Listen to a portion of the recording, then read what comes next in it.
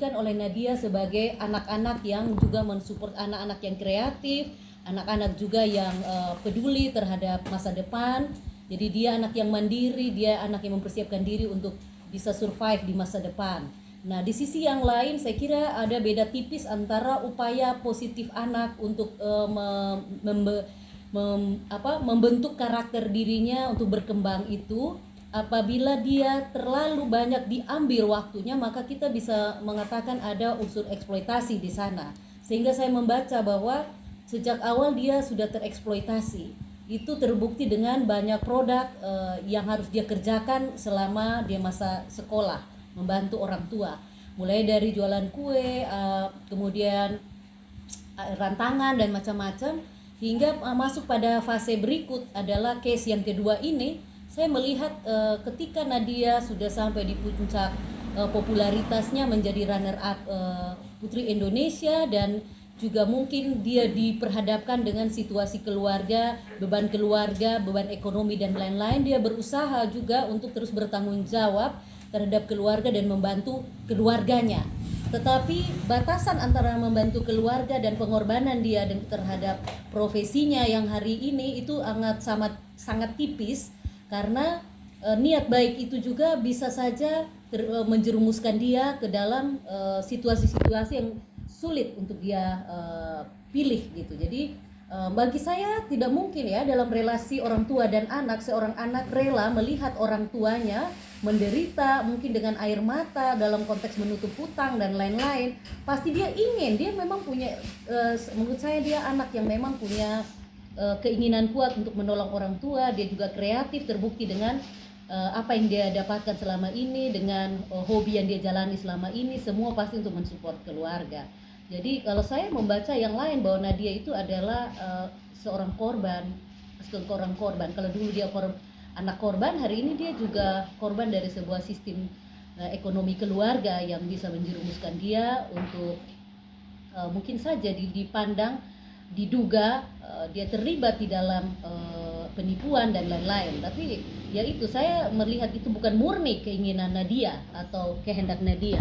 Nadia hanya memberi diri untuk bisa menolong keluarga atau orang tua. Tapi kasusnya sendiri Ibu Ansi melihat bagaimana? Itu kan artinya tetap pidana kan, Ansi? Ya, kalau saya belum sampai ke situ. Kenapa? Karena dari berita-berita yang saya baca itu ada upaya Nadia untuk membantu orang tuanya. Ada proses seperti itu, dan saya dari berita itu sangat tidak jelas apakah dia memang betul terbukti sesuai dengan unsur-unsur penipuan atau tidak. Itu kan kita belum bisa buktikan itu di situ secara hukum.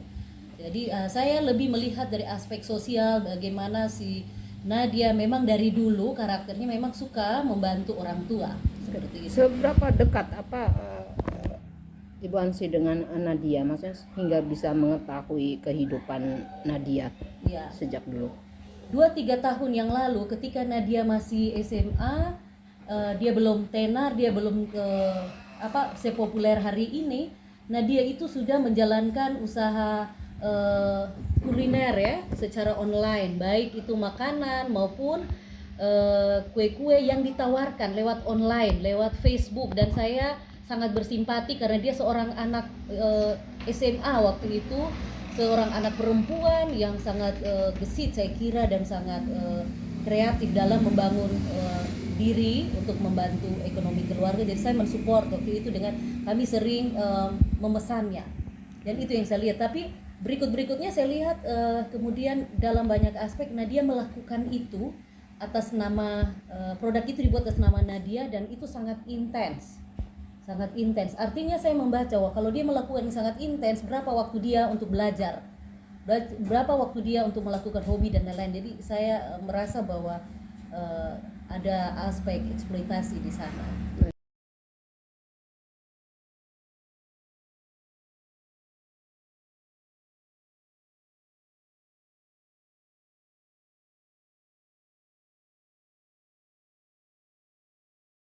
Ibu Ansi, harapannya apa untuk proses penyelidikan ini dan penyidikan ini? Ya, saya punya harapan bahwa masalah ini harus dilihat dengan jernih, dan saya juga tidak mau orang melihat itu dari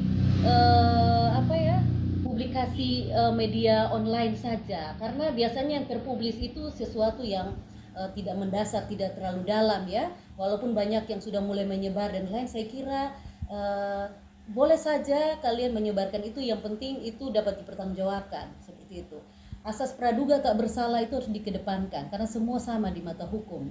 Jangan memanfaatkan popularitas Nadia itu yang ditonjolkan, padahal perbuatan itu bukan perbuatan Nadia semata, atau Nadia itu hanya turut terlibat misalnya. Terlibatnya seperti apa, macam apa prosesnya kan kita tidak tahu. Tapi kita kan sering ya kalau sudah diumbar di media dan lain-lain, kita akan lebih cepat menjudge orang. Jadi saya berharap jangan seperti itu, dan kalaupun ini di proses hukum harus lebih jeli dan melihat aspek keadilan bagi Nadia dan keluarga. Untuk Nadia sendiri harapannya apa, Bu Ansi? Untuk Nadia, saya berharap Nadia tetap semangat. Nadia dari awal saya lihat sebagai sosok perempuan yang kuat. Kalau hidup ada tantangan, saya kira hadapi tantangan itu dengan lebih dekat lagi dengan Tuhan. Saya kira seperti itu harapan saya. Nadia tetap berpegang pada percaya diri dan berpegang pada nasihat-nasihat yang menguatkan diri. Saya percaya hari ini Nadia sementara down dan dia akan mengalami persoalan psikis di sana. Saya kira Nadia jangan sampai down, karena Nadia adalah sosok yang luar biasa bagi saya. Artinya juga apakah harus ada pendampingan? Itu ya harus menurut saya, dan memang saya sementara juga berupaya mencari informasi di mana Nadia, sehingga dia dimanapun dia berada dia harus disupport, dikasih kekuatan ya secara psikologis, lewat teman psikologis atau yang lainnya, karena saya kira ini hal yang tidak mudah. Atau dia kan baru saja dari usia anak ke dewasa, dan dengan persoalan-persoalan seperti ini yang rentan dan banyak unsur eksploitasi, tentu dia juga butuh banyak dikasih kekuatan untuk dia bisa melanjutkan hidup. Karena kalau tidak kuat dan lain-lain, saya kira banyak langkah-langkah negatif yang bisa terjadi. Baik, terima kasih Bu Ansi, selamat siang. Ya.